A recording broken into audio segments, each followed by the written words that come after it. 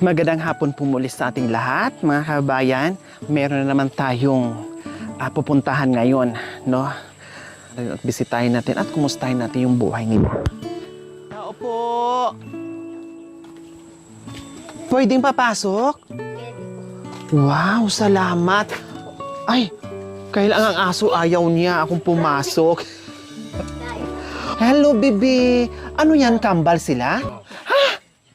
Ang cute naman. Ay, ang bait-bait naman. Wow, ang bait-bait naman yung kambal na yan. Hello. Anong pangalan mo, bebe? Mara po. Ah? Oh, very good. Ikaw, bebe, anong pangalan mo? Clara po. Clara. Maria Clara? Wow. Ito naman ang panganay. Hindi po nandoon na po. Ay, ilan ang anak nyo? 4 po. 4. Anong pangalan nyo, ate? Jennifer po. Jennifer. Tapos ikaw naman, kuya, anong pangalan nyo? Jomar. Si Jomar. Ayan ang panganay ko. Yung pong panganay, sumama po sa lola niya para kumuha ng kamuti. Ito yung panganay mo. Ito pong panganay. Tapos ito sumunod. Opo. 4 ang anak. Naging 4 kasi may kambal ka. Kambal. Wow, 2 babae sila parehas? Pinartneran na niya yung ano, no. Alam niyo, nakakatuwa si ate. Kasi kahit ngayon lang kami nagkita, no. Pero napakasiyahin. Yan ang gusto ko. Yung bang kahit gaano yung hirap ng buhay, pero masayahin pa rin. Positibo sa buhay-buhay, kumbaga. Hindi iniinda yung hirap, hindi iniinda yung buhay-buhay, kung anong bukas, basta kung anong meron, magpasalamat na lang, pagtiyagaan, o basta bahala na bukas. Yung ganon, o di ba? Masiyahin pa rin. Bakit masiyahin kayo? Anong sekreto ni Ate Jennifer? Ha? Kasi po kahit wala kang bigas, masaya po kasi kasama mo yung pamilya mo. Sana, panalangin ko sa Panginoon, hindi kami magkasakit. Kahit walang bigas po. Kaya, kahit ganito ang pumumuhay, basta masaya lang. Tama yun, nakasama ang buong pamilya. Na walang sakit, unang-una, walang sakit. Opo. Kasi kung may sakit, wala na. Wala na. Mahirap na. Mahirap na. Kumusta naman din kayo, Kuya Jomar? Ang kamuti, ipakita pang kanbin-bin. Trabaho. Walang trabaho. Kaya kamuti mo na ang Kamuti na lang ang kakainin. pananghalian nyo ngayon. Saka nagtatanim ng kamuti. Yung kamuting kahoy dyan na dadaanan ko sa inyo yan? Opo. Wow! Ang sipag.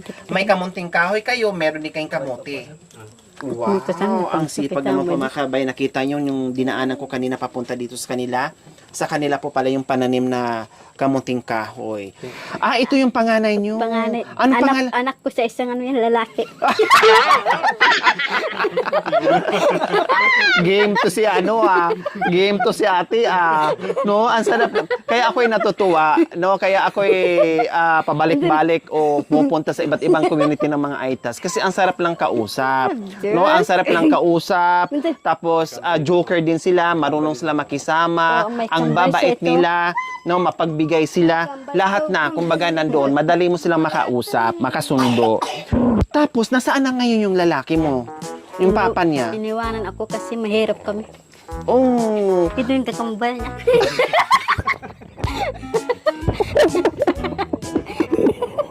Kapoy ka madam. May anak ka pala sa labas. Oo, kasi malandi daw. Ay, Diyos ko. Paano yan, kuya? May anak ka pala sa labas. Okay lang sa inyo? O ngayon nyo lang alam na ito na pala yung anak nyo. Lumaki na yung So, kaya nyo tanggapin yung anak niya sa kaya labas? kung tatanggapin yan. Kanta. Kahit sa isang lalaki yan. Wow! Paano? Sabi ni ate, mahirap ang buhay tapos may dagdag pa obligasyon dahil may dumating na isang Marami anak. ng kahoy, yung kamuting kahoy, ipapakain ko sa kanya. Kaya okay lang po daw po, mga kabayan. Kasi ang importante, meron siyang ipakain. May mga kamuting kahoy naman daw siya dyan. At kamuti, hindi na maguguto. Meron na. Ang sarap ng ang sarap ng kulay. At saka may kapansanan po ako. Kapansanan. Oo nga, no. Opo. Ano nangyari? Bata pa po ako, nasunog po daw. Hindi po ako pwede makipagsinelas. Masakit po. Nasunog ka. Opo. Nasunog yung bahay nyo? Paano ba nangyari? Ba't Hindi nasunog? ko po alam kasi sanggol pa ako. Hindi ko po alam. Kawawa naman. May kapansanan pala si ate. Opo. Ayan nakaunat yung paa niya. Ito ate. Sa akin din. Sino yan? Sa miss. Ano ba yung pare-parehas kayo may mga anak sa labas? Paano yan? Paano yan? Meron din pala siyang anak sa labas. Inablasan niya ako. Ha? Inablasan po. Binawian? Opo. Paano yan? Dumating at nagsulputan niyo yung mga anak niyo sa labas. Paano yan, kuya? Ewan po. Ngayon ko sa kanya kung matatanggap niya. Matanggap ko siya. Matatanggap mo siya? Opo. Oh my God. Biglang lumaki ang pamilya niyo. Biglang dumami kayo. 4 ang anak niyo, naging 6 na. Naging 6 na po. Anong pangalan mo? Nakakalan. Jomar din po, junior. Ay! Jomar ang Mga pangalan kalan. niya. So junior niyo, kuya.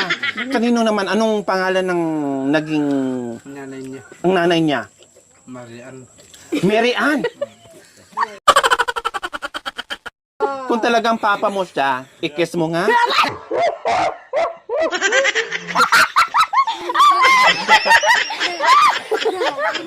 Age. Grabe ate. Bala kayo dyan, basta ako kain ng kamote. Dadyo. Sige, Diyos ko. Idaan na lang natin sa joke. Opo. Joke ang buhay. Idaan na lang natin sa tawa yung buhay. Na kahit papaano. Kasi yung mga Makan tubig. Po. ganyan yung mga buhay. Kung walang trabaho. Kahit nga kamuti, nakakakain ng mga bata. Tama. So, Pinagsasabihan kami ng mga baluga po kapag namamalimos kami sa pandakaki. sinasabihan kayo na... Baluga. Pero hindi kami nagagalit, masaya pa rin kami. Kasi po kapag nagalit ka, Bakit sinasabihan kayong baluga kung hindi magbigay o magbigay? hindi po sila magbigay, baluga kayo. Bawal kayo dito. Huwag kayo mamalimos. Sinasabihan kayo ng ganyan. Iniiwasan Ano sa namin. pakiramdam, Ate Jennifer, na pag naririnig mo yung ganyang salita sa inyo? Anong Nasasaktan ka po. bakit sinasabihan kayo ng ganyan? Nasasaktan kayo? Nasasaktan. O halimbawa pag nanghingi kayo tapos hindi ka nabigyan tapos sabihan pa kayo ng baluga, anong gagawin niyo? Masaktan po siyempre. Hindi na ka binigyan ng ano. Tapos, Tatawagin ka pang baluga. o kumbaga wala na nga naiabot, yun pa yung maririnig niyo. Opo. Tapos tatalikod na lang Saka kayo. pag pinagtatawanan yung pa ako, sinasabi ng anak ko, sabi niya tinatanggol niya ako. Pinagtatawanan yung paa mo, wala ka daw sinelas. Sinabi ko sa kanya, pabayaan mo. Hindi naman natutulog yung Panginoon. Tama. Nakikita sila. Kumbaga, ano na lang, no? Kasi nakita naman natin yung buhay nila. Hindi natin maintindihan kung bakit nandyan sila sa lansangan, namamalimos, kung bakit nangihingi sila. Siguro sa iilan-ilan na hindi nakapasok o hindi nakapunta dito sa lugar nila. Bakit nanglilimos kayo? Kaya po naglilimos kami kasi mahirap po dito sa bundok. Minsan nga po, kumakain kami ng kamote, minsan bubot na saging. Yun po yung ginagawa namin ng kanin. Yung mura ng saging? Opo, bubot. Hindi pa hinog po. O yung bubot ang tinatawag nyo yung mga maliliit pa lang? Opo, ginaganon namin po. Ginagayat-gayat. Opo, sinasabaw, bigyan ng betsing, asin. Kakainin namin. Ayan, so kung wala tayong maibigay, wag na lang tayong mag-iwan ng masasakit na salita sa kanila. Kasi wala na nga silang makain, no? Hindi na nga tayo nakapagbigay, no? Ginamita. And then hindi natin alam kung anong rason kung bakit nagagawa nila 'yon. And then lalo natin silang sinasaktan, lalo natin silang binabaon sa kahirapan. Kung anong maitulong, kung anong maiabot, iabot niyo. Kung wala, kundi sabihin natin pasensya and then wag na tayo mag-iwan ng hindi magandang salita. Okay, ganun pa man. Bayan, nandito tayo. Ito si Ate Jennifer, si Kuya Jomar. May dalawa silang kambal po mga kabayan. Bali, 4 po yung kanyang anak. At naabutan natin sila sa habang tayo ay nag-iikot. Naabutan natin sila, nagmerienda ng kamote. Masarap na kamote po mga kabayan. Hanggang ngayon, kumakain pa rin po ako. Salita. Okay, ganun pa man. Nandito kami patuloy sumusuyod sa kabundukan para makilala namin kayo at mahanap namin kayo. Meron kaming surprise sa inyo. Yes, meron na tayong assorted groceries, isang tray na itlog, at pinaka-importante sa lahat na hindi nawawala sa atin ay yung ating bigas. Kayo mamaya, at meron pang Maraming salamat po kasi po hindi namin po alam na mayroon po punta po sa amin na magbigay ng bigas.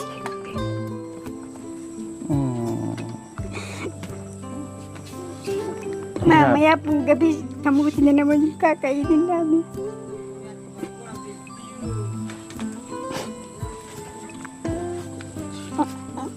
Maraming pong salamat po sa inyo. walang anuman, Ate Jennifer. Salamat sa tulong po. Nakarating dito si ate. Nagbigay ng tulong sa amin. Hindi namin alam kung meron dumadating sa amin mga tulong. Ito mga bata, wala akong mahanap ng trabaho. Kamuti na lang yung pinapakain ko sa kanila. Kahit kamuti. Iyan ang kamuti ko, wala pang laman yun. Kahit kunti-kunti lang ang makain mga bata. Pero lang anuman, Kuya Jomar. Salamat. Akala nyo mga kabayan, hindi natin mapaiyak si Ate Jane, no? Yung tawa-tawa niya kanina, pero napalitan ng iyak dahil sobrang na-appreciate yung binigay natin na biyaya. Dahil sabi niya, kung hindi tayo dumating, ang kakainin nila mamayang gabi ay kamote na naman. Dahil sa pagmamahal niyo sa akin, sa aking munting adikain, sa aking misyon, no, ito ay nakarating sa kanila yung biyayang pinagkaloob niyo po sa aking munting adikain. Kaya maraming mga kabayan nating aitas na talagang puntahan mo sila, no, na madatnan mo na ito yung mga kinakain nila, na naghuhula pa sila kung ano naman kakain nila sa susunod na pagkain, sa susunod na araw. Kaya hindi mapigilan nila na maiyak sila bigla pag nakita nila na meron tayong binibigay. Kabayan, maraming salamat po sa walang sawang pagmamahal. Sir JSM ng Rabi KSA, shout out din ka Ma'am Kat and Sir Albert ng Rabi KSA Saudi Arabia. Maraming salamat po sa ganito ang puso. Naway pagpalain po tayo ng Panginoong Diyos sa araw-araw. Naway ibigyan po tayo ng kalakasan ng katawan sa araw-araw. Naway ibigyan po tayo ng mahabang buhay pang sa ganon.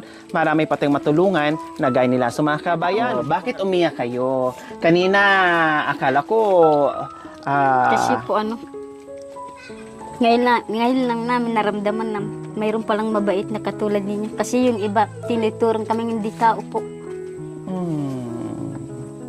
Kaya umiyak po ako. Siyempre po, hindi namin akalain na mayroon pong pupunta sa amin na magbigay ng bigas.